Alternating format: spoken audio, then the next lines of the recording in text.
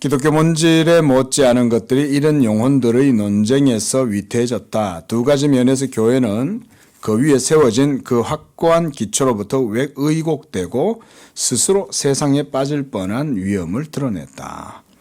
한편 336년 죽었던 알렉산드리아의 장로 아리우스에서 연유하여 그렇게 불리워지는 아리안주의의 경향에 있었다.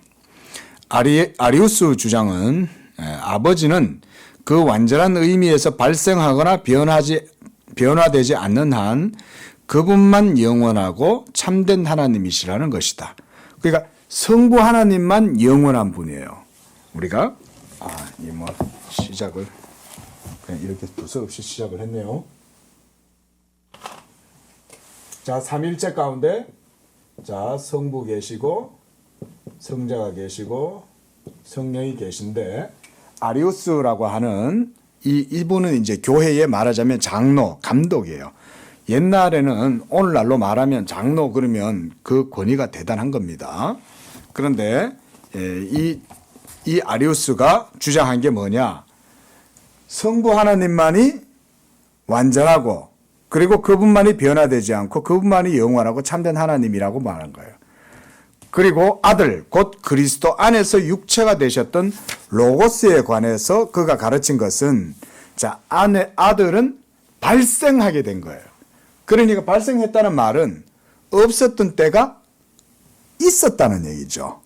없었던 때가 있었던 거예요. 그렇죠? 그렇기 때문에 이분은 하나님일 수 없고 다른 모든 피조물보다 먼저 창조된 한 피조물이었다고 본 거예요. 하나님의 아들 예수를. 자, 그리고 이분은 무에서 하나님의 뜻으로 말미암아 생성되었다. 제네라치오라고 해요. 생성되었다. 우리가 이제 제네레타 그러잖아요. 그 제네레이션이라는 말, 제네레이터라고 하는 말이 이제 생성기다. 이제 이런 얘기인데, 그 하나님께서 바로 예수 그리스도를 말하자면 낳으실 때 그 낳으심이 없었던 때가 있었다는 식으로 보는 거죠. 그와 똑같이 성령도 그렇게 생각한 거예요. 그래서 그는 피조물이었거나 하나님의 능력이나 혹은 선물에 불과했다. 그러니까 아리우스에게 있어서는 성자와 성령은 참 하나님이 아닌 거죠. 만들어졌으니까 없었던 때가 있고 성령도 신성을 가지고 있긴 해도 그 신성조차도 하나님에게서 만들어진 거죠. 그런 식으로 본 거예요. 이거 오늘날에 이런 식으로 생각하는 사람 많습니다. 여러분. 이렇게 생각하시면 돼요. 여러분. 오늘날 현대인들이라고 해서 고대 사람들하고 다르지 않습니다. 고대 사람들이라고 해서 오늘날 사람들과 사고방식이 다르지 않습니다. 똑같습니다. 여러분. 다른 한편으로는 3세기 초 로마에서 살았던 이번에는 사벨리우스라는 사람이에요. 그래서 사벨리안주의라는 일파가 있다. 자, 이 사벨리우스는 계시의 진행에 있어서 계속적으로 자신을 여러 가지 형식과 형체로 알리셨던 하나요 같은 하나님에 대한 세명칭. 그러니까 하나님은 한 분이신데, 자, 보세요. 하나님은 한 분이에요. 사실은 하나예요. 그러니까. 여기서는 하나. 원. 근데, 하나에서, 거기 보니까 세명칭으로 아버지와 아들과 성령, 이 세명칭을 생각했다는 거예요. 그래서 아버지의 형체에서 하나님은 창조자와 법 제정자로 일했고, 그 다음에 아들의 형체에서 그는 구속자로 활동했고, 성령의 형체에서는 교회의 재창조자로서 일하신다. 이렇게 이제 말은 했는데, 문제는 이 사벨리우스는 하나님은 한 분이지 삼위가 아니라는 거예요. 우리는 위라는 말은 페르소나라고도 하고, 이거 영어에서는 펄슨이에요. 여기서 나오는 거예요. 그리고 이 프로소폰이라고 하는 얼굴이라고 하는 그 말에서 연유한 거예요. 헬라어 프로소폰에서. 근데 이 펄슨이란 말이 우리말로 이거잖아요. 예? 위, 서 있다 이 말을 할 때 우리가 위를 이렇게 쓰지 않습니까? 그런데 세 위가 계신다라고 할 때 이 위는 우리가 정통 삼일체 교리에서는 이거를 substantia, 실체라고 말해요. 그 실체라는 말은 전에도 말씀드렸듯이 이것 없이 다른 모든 것들이 없어도 홀로 모든 것의 원리가 되고 충만한 거, 이런 거죠. 우리가 공기가 없으면 살 수 없잖아요. 그렇죠? 태양이 없으면 살 수 없고 중력이 없으면 우리는 살 수 없죠. 그러면 우리는 실체가 아닌 거예요, 여러분. 예? 우리가 실체가 될 수 있으려면 중력도 없고 햇빛도 없고 공기도 없어도 우리 스스로 우리의 형체가 계속해서 유지될 수 있어야 되죠. 근데 우리는 그럴 수 없잖아요. 근데 하나님은 그렇지 않으신 거죠. 하나님은 홀로 자충족하시고 자기 혼자 스스로 충만하고 하나님 존재 그분 자신이 존재의 원리죠. 하나님 그분 자신이 원리인 거예요. 그 이외에 다른 어떤 것들이 없어도 하나님은 하나님이신 거죠. 그게 실체인데 그 하나님의 존재 안에 성부도 계시고 성자도 계시고 성령도 계신데 세 분이 아니라 삼위로서 나뉘어지지 않고 구별은 되는 거죠. 우리가 이렇게 삼위일체론을 이제 고백을 하는 겁니다. 근데 사벨루스는 그게 아니고 마치 이제 양태론자인 거예요. 하나님은 원래 한 분이야. 근데 그 한 분이 성부로도 나타나고 성자로도 나타나고 성령으로 나타나. 그러면 이분은 세 분이 아니라 한 분인 거죠. 그러면 그거는 한 분이란 말은 맞는데 삼위를 또 실체라고 우리는 말하잖아요. 그렇게 되면 지금 사벨루스는 삼위는 부정하게 되는 거죠. 그렇죠? 왜냐하면 사실은 태양은 하나죠. 근데 태양에서 빛도 나오고 열도 나오잖아요. 그렇죠? 그러니까 그런 것 자체를 놓고 우리는 양태론이다 라고 그렇게 이제 보여지는 형태다. 이렇게 해서 양태론이라고 그래요. 자, 거기 이제 자, 비교를 해놨습니다. 아리안주의, 방금 앞에서 봤던 아리우스주의가 아들과 성령을 신적 본질 밖으로 내보내고 피조물로 전락시킴으로써 하나님의 유일성을 주장하고자 하는 반면 또 방금 봤던 사벨리우스는 새 인격들의 자존성, 그러니까 실체성이죠. 성부도 사실은 실체예요. 성자도 실체고 성령도 실체세요. 근데 새 실체로 계시는 게 아니라 사실은 한 본질의 실체로 계시는 거예요. 제가 뭐 실체라는 것을 다 붙이니까 새 실체다 이렇게 보시면 안 됩니다. 왜냐하면 성부, 성자, 성령이 한 본질이시므로 실체성이 그렇게 이루어지기 때문에 세 분의 실체성이 아니라 삼위가 실체다 이렇게 이해를 해야 되는 거예요. 제가 지금 여러분들한테 지금 드리는 이런 표현들은 다 신학적인 표현입니다. 교리적 표현이에요. 자, 그래서 신적 본질에 계속되는 계시의 형식으로 이게 형식인 거예요. 한 분이 성부로 나타났다가 어떨 때는 성자로 나타났다가 어떨 때는 성령으로 나타나요. 이 대표적인 예가 또 이런 거가 있습니다. 제가 교회에서는 목사고 집에서는 건우 아빠고 학교 가면 학생이고 그런데 그 모든 셋은 다 누구예요? 바로 남상수 자신이죠. 그런 식으로 보는 것을 양태론이라고 그래요. 그게 이단입니다. 자, 좀 더 보겠습니다. 첫 번째 경향에는 유대적, 유일신론적, 합리적 사고방식이 그 아리우스주의를 얘기해요. 아리우스주의에는 그게 표현되어 있고 사벨리우스주의에는 두 번째 경향, 이교적인 범신론과 신비주의 사고를 더 표명하고 있다. 교회가 후에 삼위일체 교리 고백으로 세우게 된 진리에 관해서 판명하게 설명을 주고자 할 때마다 좌우에서 이런 경향들이 일어났다. 자, 지금도 제가 여러분들한테 딱 이렇게 하나의 어떤 주제를 던져요. 자, 하나님은 한 분이십니까? 삼위이십니까? 삼위일체 하나님에 대해서 여러분들 어떻게 생각하세요? 이러고 예를 들어서 여러분들의 주장을 한번 펼쳐보세요. 이러면 한 분의 동일 본질. 이 동일 본질이시고 한 분이신데 그 안에 삼위가 동일 본질이시다. 라고 하는 이런 고민을 놓고 여러분들도 아리안주의로 나뉠 수 있고 사빌론주의도 나눌 수 있습니다. 문제는 그렇게 생각을 하더라도 그 자체가 문제가 되진 않아요. 왜냐면 뭐 신대원에서도 우리가 수업할 때 그랬던 적이 있습니다. 교수님이 질문을 던지는 거예요. 여러분들 삼위일체론에서 이렇게 생각하시는 분 손 들어보세요. 그러니까 손을 쭉 다 드는 거예요. 그리고 또 한편 이렇게 생각하시는 분 손 들어보세요. 손을 쭉 드는 거예요. 너희들은 아리안주의 이단이고 너희들은 사벨리안 이단이야. 이렇게 이제 얘기하는 거예요. 문제는 그 사람이 그런 하나님의 말씀에 대해서 훈련을 안 받고 그대로 졸업을 해서 목사 안수를 받아가 목사가 돼가지고 그걸 가르쳐. 그럼 뭐가 되는 거예요? 그러면 이제 이단이 되는 거예요. 그러면 이제 큰일 나는 거예요. 그러면 이제 이제 우리 교단 같은 경우는 신학조사위원회 이런 게 있습니다. 노회도 있어요. 그래 이제 그러면 이게 이제 잘못된 신학을 얘기를 하면은 이게 딱 대번 그게 어떻게 이제 알려지잖아요. 그러면은 대번 딱 조사를 옵니다. 예? 그 남상수 목사 같은 경우는 예를 들어서 지금 계속 우리는 또 인터넷 방송을 하고 이러니까 인터넷에 영상이 올라가잖아요. 그러면 목사님들이 볼 거 아니에요. 목사님들도 볼 거 아니에요. 뭐 남상수 목사는 뭐 유튜브로 뭐 한대 이러면 이제 본단 말이에요. 그래서 설교를 들을 거 아니에요. 설교를 듣는데 이상한 얘기를 하거든. 뭐야 이 남상수 목사가 사람 좀 이상한 소리 하네 이럴 거 아니에요. 그러면 그거 갖고 이제 조사를 하는 거예요. 그리고 남상수 목사가 올려놓은 모든 자료들을 다 보는 거예요. 이제. 그래가지고 남상수 목사가 이런 설교에서는 이렇게 주장했다 이러면서 이제 딱 녹취해 놓은 거 갖고 와가지고는 너 이거 왜 이렇게 얘기했냐 이제 또 묻는 거예요.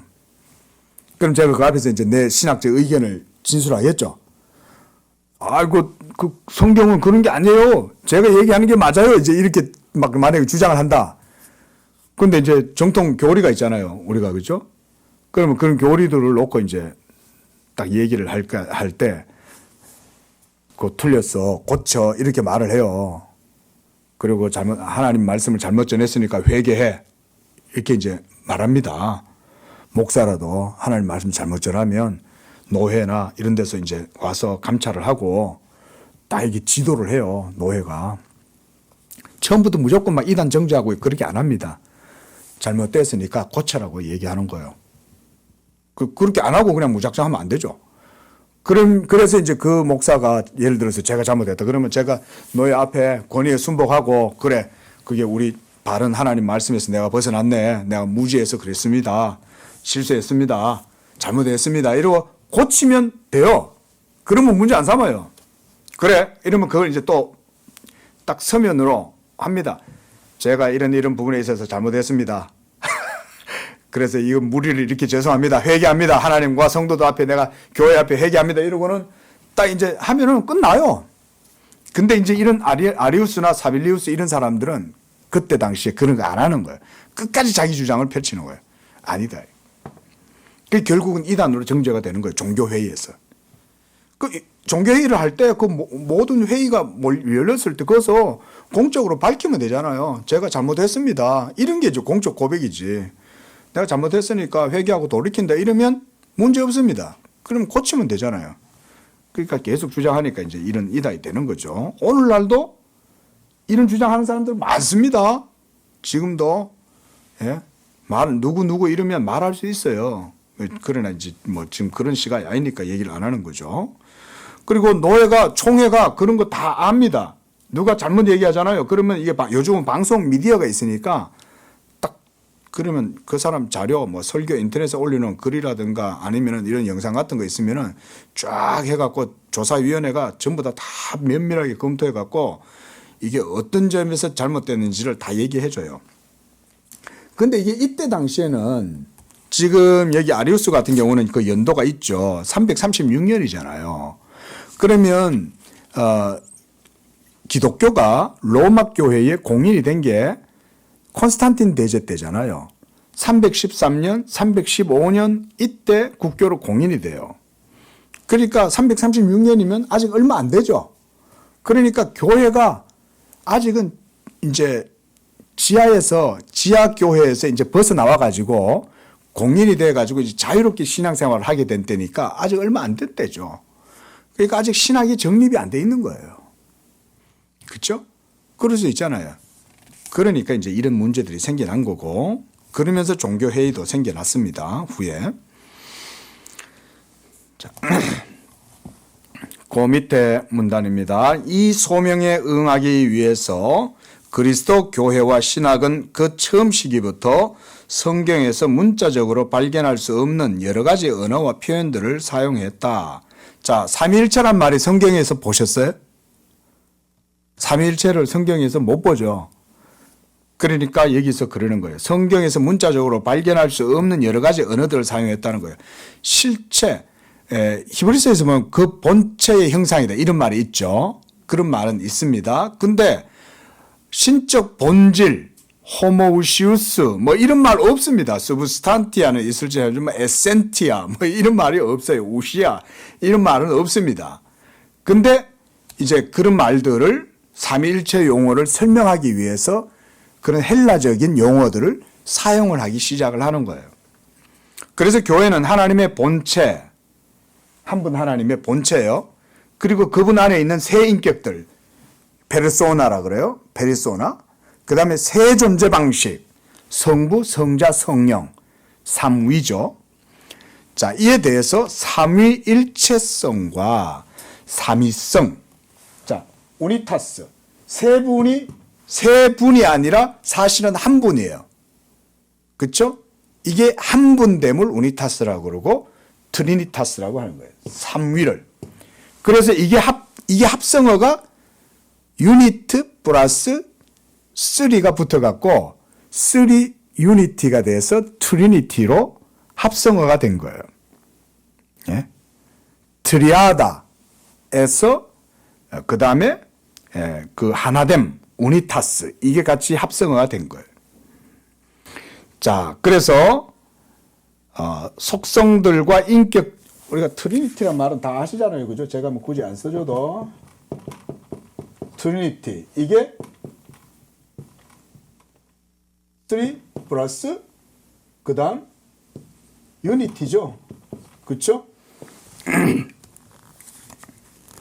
자, 그리고 속성들에 대해서 성자의 영원한 발생, 그 다음 성부와 성자로부터 성령의 이거는 발출이라고 합니다. 예수님의 성자 제2위격이신 예수님에 대해서는 발생이라고 말하고 그 다음에 성부와 성자로부터 성령의 발출 이렇게 우리나라에서는 이렇게 말을 합니다. 그래서 교회와 신학이 왜 그런 말들과 언어 방식을 사용해야 했을까에 대한 이유는 전혀 없다. 왜냐하면 성경이 하나님에 의해서 교회에 주어진 것은 아무 생각 없이 그들을 단순히 반복하라고 주어진 것이 아니라 성경의 모든 충만함과 부요를 이해하고 의식 속에 받아들여 자신의 말로 다시 재현하여 그와 같은 하나님의 큰 일을 전파하게 하기 위해 주어진 것이기 때문이다. 뭐 제가 언어 이런 얘기까지는 뭐 굳이 드리기는 그렇지만 우리가 말이라는 게 사실은 뭐 지구상에 말이라는 게 많잖아요. 그렇죠? 우리나라 같이 좁은 나라 안에서도 경상도 말 다르고 전라도 말 다르고 강원도 말 다르고 충청도 말 다르잖아요. 예? 해슈 이러는데 예? 뭐 우리는 했제 이러잖아요. 저기 또 뭐야 전라도 가면은 해쇼 뭐 이렇게 또 다르고 뭐 다 말들이 서로 다르잖아요. 그리 전 세계에 얼마나 많은 말들이 있겠어요.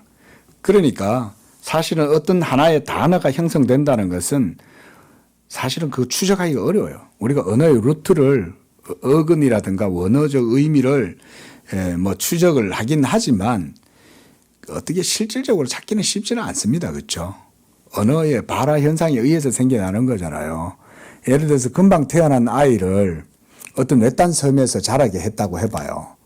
이 아이는 한국말도 안 배우고 태어나자마자 그 섬에서부터 자랐다 치면 이 아이가 뭔가 말은 할 거 아니에요. 자라면서.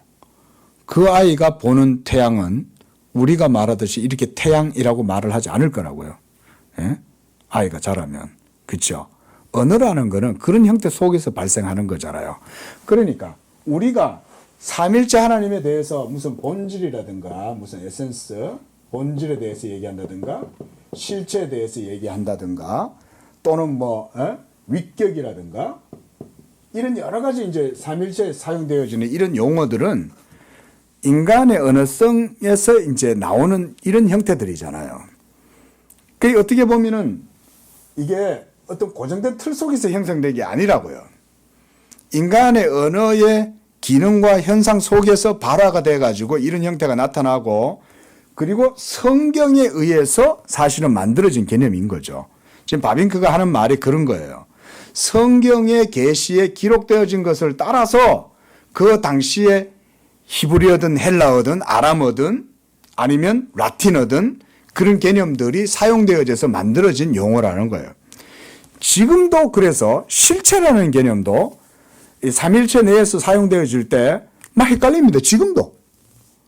왜 그런지 아세요? 하나님에 대한 얘기잖아요. 그러니까 우리의 언어에 한계가 있는 거예요, 이게. 쉽지가 않은 거예요. 자, 제가 그랬어요. 성부도 실체시고, 성자도 실체시고, 성령도 실체라고 제가 말씀드렸죠. 그런데 제가 또 뭐라 그래요? 새 실체가 있는 게 아닙니다. 또 이렇게 말하잖아요. 아니, 방금 실체라며. 그래가지고 성부, 성자, 성령이 다 공이 실체시라는데 왜 새 실체가 아니냐? 한 분 하나님이시니까 이 본체라는 말 속에 벌써 한 실체만 있다고 되는 거예요. 자, 하나님은 한 분이시지만 또 삼위시다. 이 말이나 새 실체가 있는데 실체가 세 분이 아니고 한 본질이다 라고 이해하는 거, 이런 거에 있어서 이 단어를 어떻게 정리를 하고 통일을 시키냐고요. 쉽지가 않아요. 쉽지가. 여러분들 그런 것들을 좀 이해를 하시는 게 좋습니다. 왜냐하면 누구에 대한, 지금 제가 이렇게 뭐 서술하고 표현하는 게 이게 전부 다 누구에 대한 겁니까? 하나님, 그분 자신에 대한 이야기잖아요. 지금도 하나님이 이걸 다 보고 계실 거 아니에요. 참, 남 목사 웃기네 이러면서, 야, 남 목사 네가 무슨, 예? 이제 인생도 살아온 게 이제 50 조금 넘어놓고 네가 뭐 말이야, 기독교 2000년 역사 아브라함 때까지 하면은 5000년이 될 텐데, 어? 그런 역사에 네가 나를 안다고 그렇게 얘기하겠냐? 하나님이 이렇게 보실 수도 있지 않겠습니까? 그렇죠? 그 하나님에 대해서 제가 이렇게 얘기하다가도 여러분들한테 말하다 잘못 말할 수도 있는 거예요. 하나님 봤을 때는 그럴 수 있잖아요. 야, 너 그거 아니야 이렇게 생각하실 수도 있겠죠, 주님이. 예? 물론 목사가 그러면 안 되지만, 예? 그 완전하지 않다 이거죠. 완전하지 않다. 예. 그러나 그러한 낱말들과 표현들이 필요로 하는 것은, 왜 이런 말이 그럼 필요하겠어요? 그래도 이게 필요하죠. 우리가 하나님을 이해하려면 이런 단어가 그래도 부족하지만, 남노하고 덜 떨어진 것들, 이런 단어들이라도 그래도 필요한 거예요. 그렇죠? 이런 실체 개념이라도 제가 그래도 설명드리잖아요. 실체란 이거 이외에 다른 것이 없어도 홀로 단독적으로 존재할 수 있는 거. 에? 이런 게 세상에 어디 있어요. 그렇죠? 소위 우리가 말하는 우주 전체도 사실은 다 영향을 받고 있죠. 안 그렇습니까? 밤하늘에 요즘 제임스 웹이라는 그 망원경 있잖아요. 어마어마하잖아요. 그런데 이런 우주 망원경을 가지고 전체를 보면 거기에 막 수많은 별들이 사실은 별인 줄 알았더니 알고 보니까 그게 아니라 별 한 개가 여러분 은하단인 거예요. 은하단. 놀라운 거죠. 여러분 이거 안 놀라시죠? 그렇죠. 우리가 푸른 하늘 은하수, 푸른 하늘 은하수. 우리가 옛날 어른들은 까마득한 밤에 보면 밤하늘에 견우와 직녀가 만나는 그 푸른 하늘 은하수가 이렇게 있잖아요. 그렇죠? 예? 그게 전부 다들 말하자면 우리 태양계 안에 있는 별들입니다. 그게 저 우주 밖에 있는 게 아니라 우리 태양계 안에 있는 별들이에요. 그게. 지구에 여기 있는 거예요. 예? 태양이 여기 있고 우리 태양계 내에서 이렇게 보는데 우리 태양계만 해도 요 정도인데 은하단이 이만한 거예요. 그러니까 우리 지구가 여기 있으면은 밤에 보이는 게 우리 은하계가 보이는 거예요. 우리 은하계가. 근데 제임스 웹이라는 우주 망원경으로 보니까 우리 은하계 밖에 있는 것들도 보이는 거죠. 근데 그게 전부 다 별인 줄 알았더니 바다 모래만큼이나 많은 그런 별들이 별이 아니라 우리 은하계만큼이나 이거보다 훨씬 더 크거나 이런 크고 작은 은하계들이 온 세계에 가득한 거예요. 여러분 그러면 그런 건 실체예요? 우리 은하계는 다른 은하계에 영향을 줍니다. 예? 태양계도 전부 다 영향을 받죠. 그렇죠? 우리 지구도 달의 영향을 받죠. 예? 태양의 영향을 받잖아요. 그러면 실체가 아닌 거예요. 실체라는 개념은 그 자체로 자기 스스로 모든 존재 원리가 되면서 다른 것에 아무런 영향을 미치지 않고도 스스로 충만한 거. 이게 실체라는 거예요. 그러니까 말을 이렇게 만들어내는 거예요, 우리가. 실체라는 말을 그렇게 만들어내가지고 그걸 하나님한테 쓰는 거야. 예? 우리가 하나님을 어떻게 표현하겠어요, 그거를. 다르게 표현 못하지. 예? 하나님 그분의 존재 원리 이외에 다른 어떤 것도 영향을 미치지 않는다. 여러분, 하나님이 이렇게 이해하시겠어요? 예? 하나님을 이래 이해하는 분은 뭐 신학자나 이런 사람들이나 하지. 우리 성도님들은 하나님 이러면 사랑의 하나님이면 하나님이지 뭐. 그렇죠? 예? 하나님 날 사랑하셔. 내가 힘들 때 나와 함께 하시고 내 모든 걸 다 아셔. 그 하나님이 바로 나의 하나님이고 삼위일체 하나님이야. 우리는 하나님을 이렇게 정리하죠. 그렇죠? 근데 또 우리가 이렇게 성경 공부를 하고 교리와 신학을 이해하려면 이런 용어가 있어야죠. 그렇죠? 자, 그 밑에 문단. 그럼에도 불구하고 다른 한편 우리가 이런 명칭들을 사용함에 있어서 항상 기억해 두어야 될 것은 그것들은 그 근원이 언어가 인간에게서 왔고 따라서 제한적이고 결점이 있고 유효하다는 사실이다. 그렇죠? 실체라는 말 제가 방금 드렸듯이 이거요 하나님의 존재성 다 설명 못해요. 성부도 실체시고 성령도 실체고 성자도 실체인데 세 실체가 아니라고 그러니까 이게 미치고 환장하는 거지. 세 분이라 그래놓고는 세 분이 아니고 나뉘어지지 않고 구별된다고 하면서도 나뉘어지지 않는다. 이러니까 이게 환장하는 거지. 이게 뭔 소리야 그게. 이럴 거 아니에요. 이걸 어떻게 인간의 이해와 언어로 규정하고 설명을 하냐 이거죠. 할 수 없죠. 지금 바비크가 그런 중요한 얘기를 하는 겁니다. 자, 예를 들면 신적 본질에 있어서 세 가지 존재 방식을 표시하는데 물 좀 갖다 주십시오. 사용되었던 품격들. 그 품격들이란 이게 격이란 말 썼잖아요. 위격을 얘기합니다. person. 그래서 이런 말은 같은 가치로 사실을 표시하는 것은 아니고 다만 진리를 보존하고 오류를 근절하기 위한 방편으로 봉사할 뿐이라고 생각했다.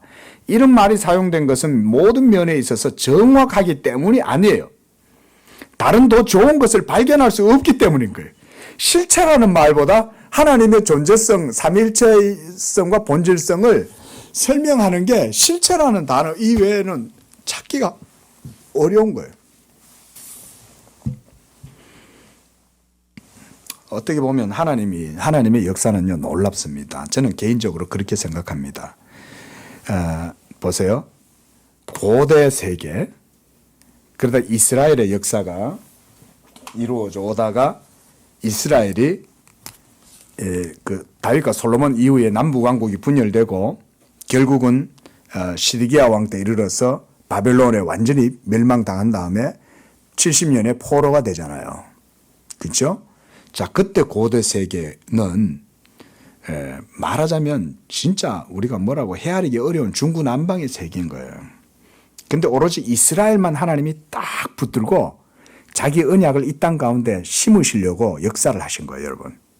그렇게 생각하시면 딱 그렇게 생각하시면 됩니다. 제가 지금 말씀드린 대로 하나님의 진리가 죄악되고 사망 가운데 있는 이 세상 가운데 뿌리를 내리고 하나님의 구원의 열매가 맺히도록 하시기 위해서 하나님이 이스라엘이라고 하는 나라를 고대 근동 팔레스타인에다가 딱 갖다가 심어 놓으신 거예요. 그리고 그 이스라엘 역사도 시드기야 바벨론이 왕성할 때 느부갓네살 시대 때 멸망을 당하는 거죠. 그래서 70년의 포로가 되죠. 그죠? 70년의 포로 생활을 겪죠. 그렇죠? 그리고 이 70년 이후에 그들이 다시 예루살렘으로 돌아옵니다. 그러지 않습니까? 이게 이제 여러분들이 역대상하라든가 느헤미야, 에스라서 이런 걸 보면 에스더서라든가 이런 게 전부 다 그 배경이에요. 그래서 에스라와 느헤미야가 동시대에 같이 활동을 해요. 그래서 70년 후에 다시 예루살렘이 회복이 되고 그러고 나서 이제 계속 해 오다가 말라기 선지자 시대, 성경의 제일 구약 성경의 제일 마지막 선지자인 말라기 선지자 이후에 예수님이 오실 때까지, 그렇죠? 예수님이 오시는 그때까지 거의 430여 년의 기간 동안 계시가 없습니다. 더 이상 하나님이 이스라엘에게 계시를 안 내주시는 거예요. 그런데 그 430년 동안 이스라엘 백성들은 바벨론으로 포로로 끌려간 사람들도 있고 또 예루살렘으로 돌아온 사람들도 있고 그런 상황에서 예수님이 이 세상에 태어나실 때까지 때가 참에 하나님이 그 아들을 여인에게 율법 아래에서 여인에게 나게 하시고 그 때가 찰 때까지가 바로 요 기간 동안이에요. 예수 그리스도께서 오시던 바로 이때. 그 예수님이 약 BC 보통 한 30여 년 전쯤 이렇게 이제 태어나신 걸로 봅니다. 예수님을 그러니까 우리가 역사를 AD하고 BC로 나누잖아요. 기원전과 기원후로 나눌 때 딱 거기점에 예수님이 태어나신 게 아니에요. 예수님은 BC 한 학자들이 한 뭐 24년 뭐 이렇게 얘기하는 사람도 있고 30년 얘기하는 사람도 있어요. 정확하진 않아요. 어쨌든 간에 그때쯤 태어나셔서 성인이 되시고 나서 사역을 공생애를 30부터 하셨지 않습니까? 그런데 그때까지 역사를 한번 생각해 보세요. 이 400년 동안 어떤 일이 일어났습니까? 이스라엘은 바벨론에 그래도 포로가 돼가 있었고 다니엘 같은 경우는 예루살렘으로 안 들어오죠. 거기 있으면서 다니엘서를 쓰잖아요. 그렇죠? 그때 다니엘이 느부갓네살 앞에서 큰 그 예언을 하잖아요. 나중에 그 이제 다니엘은 늙어가지고 바벨론의 멸망을 다 봅니다. 멸망을 보고 고레스까지 보는 거예요. 다니엘은 원래 완전 늙어가지고 할아버지가 된 거죠. 고레스가 바벨론을 무너뜨리고 거기에서 고레스를 보는 거예요. 이 다니엘은. 그러니까 고레스가 바벨론의 그 국무총리로 있었던 다니엘을 만났을 거라고 학자들은 예측을 해요. 그렇게. 그러면 다니엘이 뭐라고 그랬겠어요? 당신에 대해서 성경에서 기록해 놨습니다. 이렇게 말했을 가능성도 있죠. 이건 제 얘기입니다. 이거는. 왜냐하면 다니엘이 동시대에 살았으니까. 그리고 학자들도 그렇게 얘기를 하고. 그러나 그게 이제 성경에 기록이 없으니까 제가 추측성으로 얘기를 드리는 거예요. 그러면 동시대에 살았고 다니엘을 고레스가 바벨론을 하루아침에 무너뜨리거든요. 예? 그러면 그렇게 넘어진 바벨론을 정복할 때 그 지도자들을 고레스가 당연히 아련을 했겠죠. 그 바벨론은 이제 포로 무너졌으니까 패망국이니까. 그럼 다니엘을 만났을 거라고요. 그리고 이사야서와 예레미야서에서는 고레스에 대해서 얘기를 하죠. 그렇죠? 그리고 다니엘은 무엇보다 다니엘서에서 예언을 했잖아요. 무슨 예언을 했냐면 금신상에 대한 예언을 한 거예요. 그래서 머리는 금신상, 가슴은 은, 배는 그다음 동, 그다음 그 밑에 다리는 또 철. 근데 또 이 다리는 또 철뿐만 아니라 또 진흙이 같이 또 섞여 있죠. 이런 것들을 꿈에서 느부갓네살이 봤는데 다니엘이 그걸 그대로 느부갓네살한테 말을 해주잖아요. 왕이시여, 왕이 한 꿈을 꾸셨나이다. 이러면서 아니 누가 남이 꿨는 꿈을 그대로 꿔요.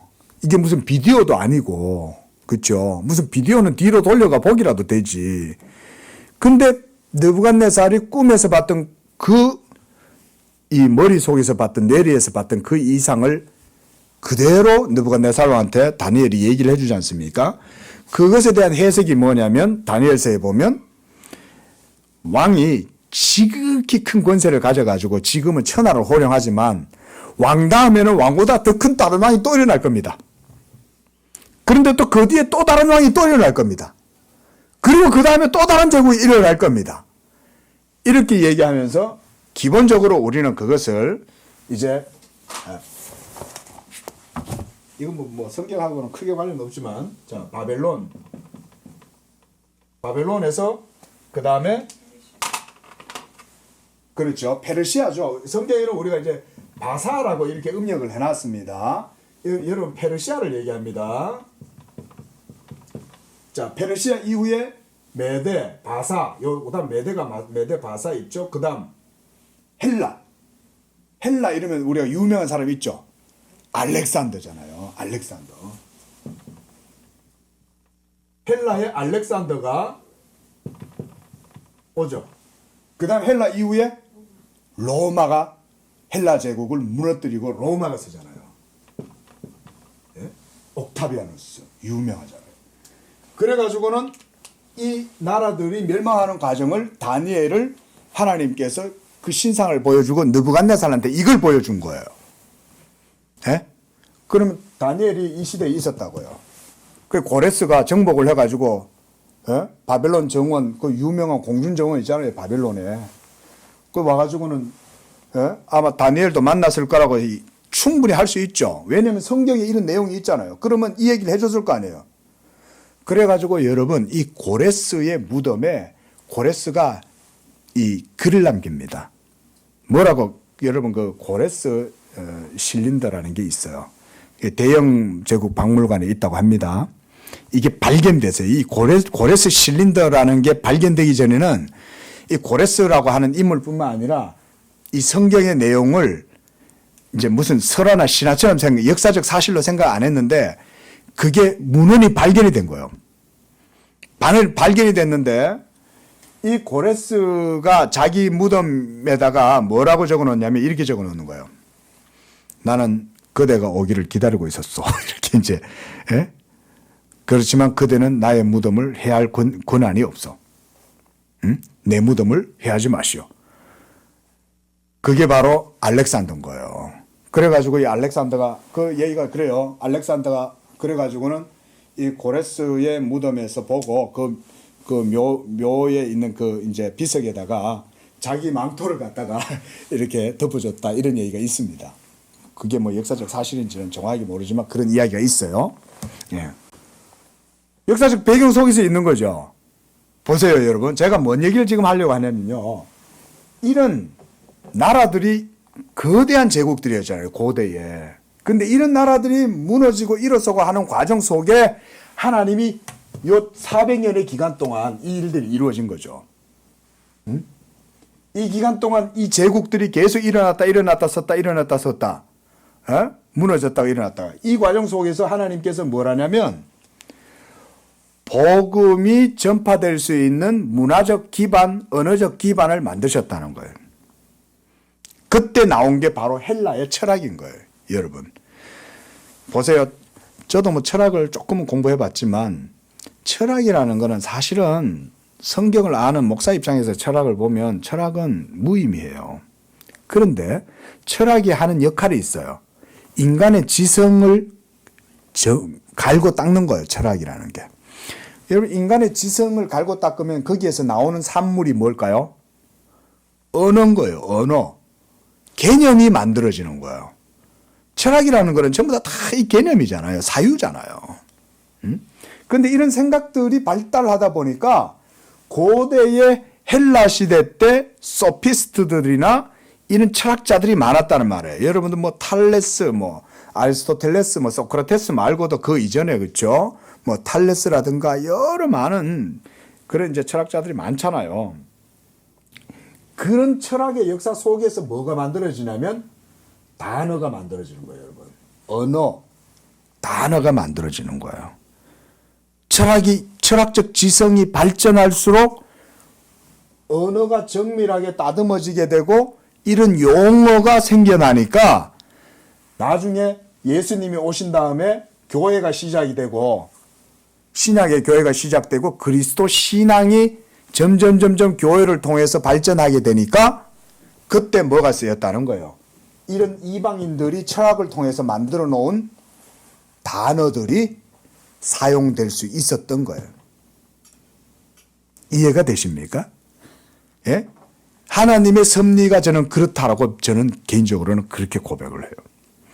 왜냐하면 성경에도 있잖아요. 없는 얘기가 아니잖아요. 하나님께서 왜 이걸 보여주셨겠어요? 이걸 다니엘에게 이렇게 보여주시고 느부갓네살 왕에게 이렇게 보여주신 것은 역사의 주권자가 하나님이시고 하나님께서 이 모든 역사의 언어조차도 하나님이 만들어내셨다는 말 아닙니까? 언어가 형성되는 과정도 이런 역사 속에서 배태된 거잖아요. 하나님이 준비해 놓으신 거죠. 복음을 준비해 놓은 거죠. 제가 오전 예배 때도 말씀드렸다시피 로마가 당대의 예수 그리스도 시대 때 로마가 모든 것들을 다 지배했잖아요. 예? 그게 악의 축인 것 같지만 사실은 하나님의 섭리는 그게 아니었죠. 오히려 로마를 통해서 복음이 전 세계로 전파될 수 있는 기반을 하나님이 역사 속에 만드신 거죠. 물론 로마가 교회도 핍박하고 성도들을 막 옥에 가두고 죽이고 호랑이 굴에 던지고 맹수들한테 밥으로 주고 이렇게 했죠. 그럼에도 불구하고 하나님의 나라가 이런 과정 속에 세워지죠. 그 속에서 알렉산더가 이런 모든 문화라든가 이런 것들이 헬라의 문명들을 그대로 딱 세워놓잖아요. 이 마케도니아의 알렉산더가. 그 헬라 제국의 문명이 사라져버리면 오늘날 우리가 사용하는 이런 용어들이 없겠죠. 그런데 알렉산더는 헬라의 문화들을 다 지키고 보호해 주는 거죠. 그리고 그게 그대로 고스란히 로마로 흘러 들어가잖아요. 그리고 로마는 그 이전의 문화들을 그대로 인정해주고 받아들이면서 종교적으로도 다 인정해주잖아요. 그런 과정 속에 이스라엘도 신앙이 계속해서 유지되게 하고 예수 그리스도의 시대에 와서 결국은 이제 이렇게 구약의 시대가 끝나고 신약의 시대가 열리잖아요. 여러분, 하나님의 역사는 이런 겁니다. 그러니까 지금 우리가 이런 언어도 역사 속에서 형성된 거거든요. 언어라는 게. 그러니까 이런 용어들이 정화하지가 않은 거예요, 원래. 모호한 게 있어요. 그럼에도 불구하고 지금 바빙크가 이어서 아주 잘 지적을 한 거예요. 성경에 있는 그런 계시의 내용들을 따라서 이런 단어들을 차용해서 쓰는 거예요. 우리가 로고스라는 말도 헬라에서 나오는 거죠. 그렇죠? 이 헬라어로 로고스를 이렇게 써요. 영어로는 로고스 이렇게 말하잖아요. 이 로고스라는 말도 원래는 헬라어에서 사용되어지는 헬라 철학에서 말하는 그 로고스 사상, 이데아 사상에서 나오는 단어예요. 그런데 이런 단어를 요한은 로고스를 제일 먼저 요한복음에 앞에 기록을 하고 있잖아요. 사용하잖아요. 삼일체도 그러니까 마찬가지인 겁니다, 여러분. 자, 조금만 더 보겠습니다. 자, 147쪽 제일 밑에 문단. 성삼위일체에 대한 고백과 관련된 실제 자체는 이성과 마음 모두에게 아주 중요하다. 이는 처음에 교회가 하나님의 본체에 있어서 단일성과 다양성 모두를 보존하게 된 것은 이런 고백으로 말미암아 된 것이기 때문이다. 신적 본체는 하나이다. 즉 하나님이시고 하나님이라 불리워질 수 있는 것은 한 본체뿐이죠. 하나님 이외에는 본체가 없죠. 창조와 재창조, 자연과 은총, 교회와 세상, 국가와 사회 어디에서도 항상 우리는 하나요 동일하시고 살아계신 참된 하나님과 관계하고 있다. 세계의 통일성, 인간의 통일성, 진리, 덕, 정의, 미의 통일성, 이 하나님의 유일성에 의존해 있다. 하나님의 유일성이 거절되거나 약화되자 마자 다신론의 문이 열린다. 그러나 하나님의 유일성은 성경의 계시와 교회 고백에 따라 전혀 내용이 없는 추상적인 유일성이나 외로이 홀로가 아니라 생명과 권세의 충만이다. 그것은 별차가 있다 이렇게 놨는데, 자, 그런 별차가 하나님의 본체에 있어서 새 인격체들 혹은 존재 방식으로 표현된다. 별차라는 말은 이제 위격적 구별을 말하는 거예요. 위격적인 구별을.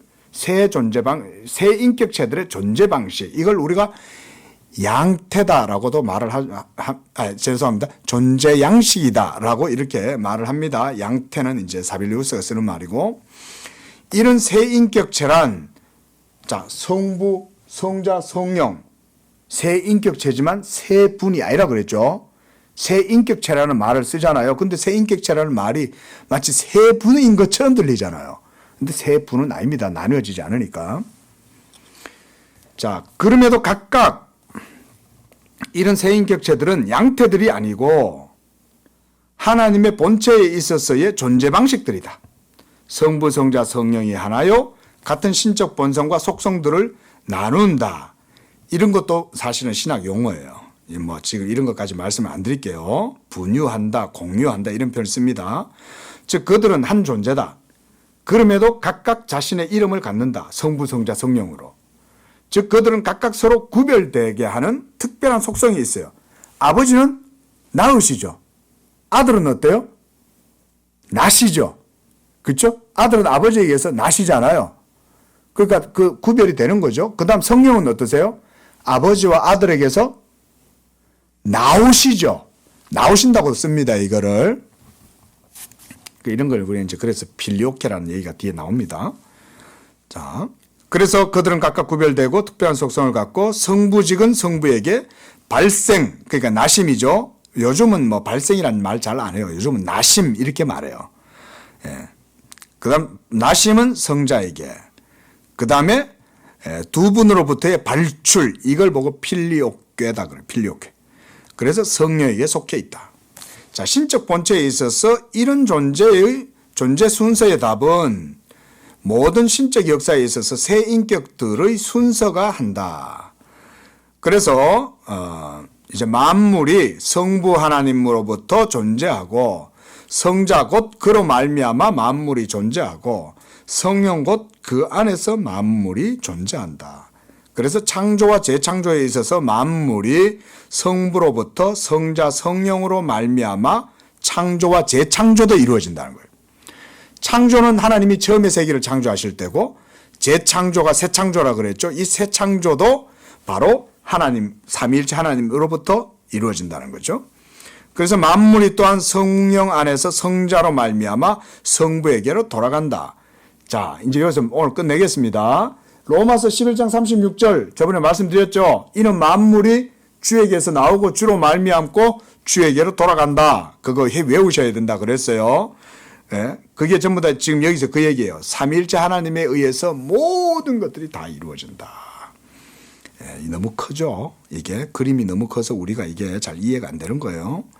이렇게 우리는 특별히 선택의 사랑에 대해서 성부께 은혜를 입고 그의 구원의 은혜에 대해서 성자께 은혜를 입고 있으며 중생과 새롭게 하시는 능력에 대해서는 성령님께 은혜를 입고 있다. 그래서 우리의 구원에 있어서 성부, 성자, 성령이 모든 것들을 다 행하신다 그랬습니다. 자, 기도하겠습니다. 거룩하신 하나님 아버지, 오늘 또 삼일체 하나님에 대해서 이렇게 공부를 하게 됩니다.